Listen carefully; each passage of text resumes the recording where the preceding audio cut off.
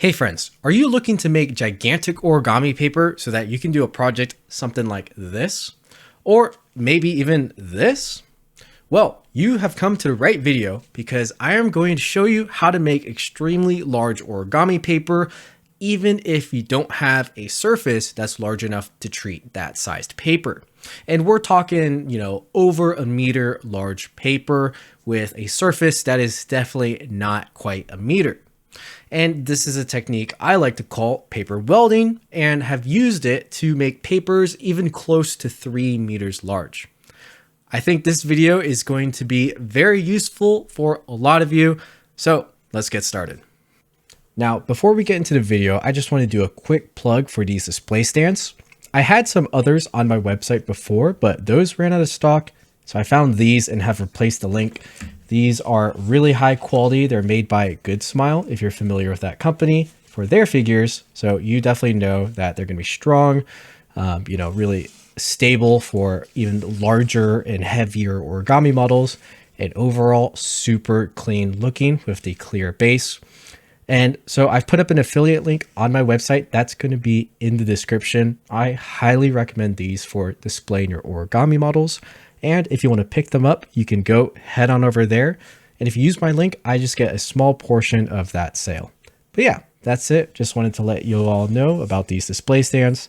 And let's get on with the video.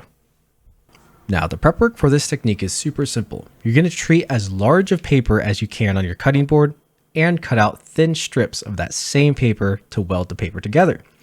Now, you'll see that this strip isn't quite long enough, so I'm going to use 2 strips.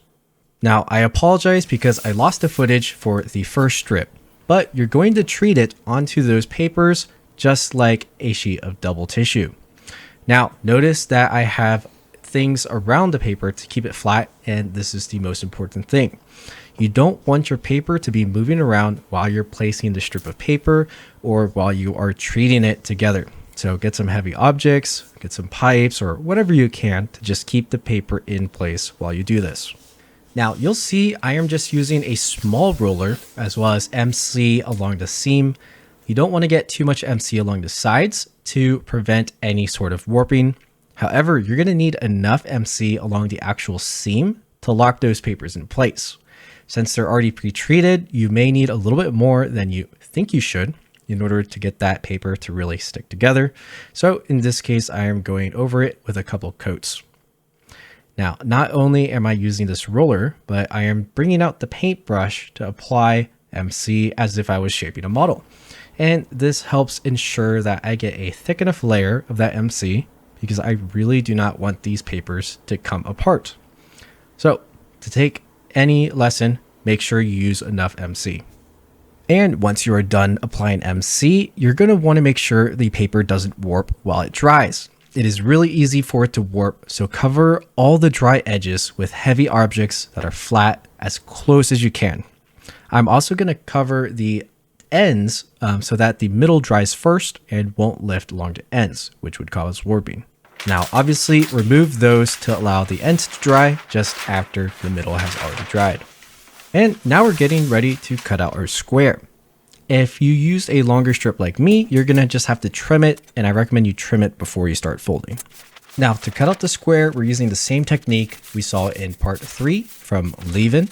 So if you haven't seen that, just go back to part 3 and I walked through how to do this technique.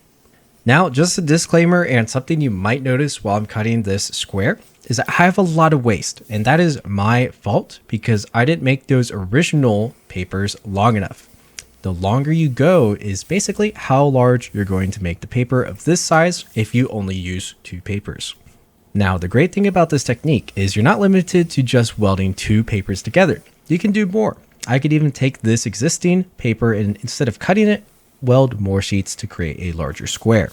And that's just about it for this tutorial. I was able to make a square that's a little bit larger than a meter, even though my cutting board is smaller than a meter. And once again, I could have made a square even larger if the initial sheets had been a bit longer. And before we go, I want to clear up the biggest disclaimer, which is that is an ugly seam in the middle and it's uneven thickness.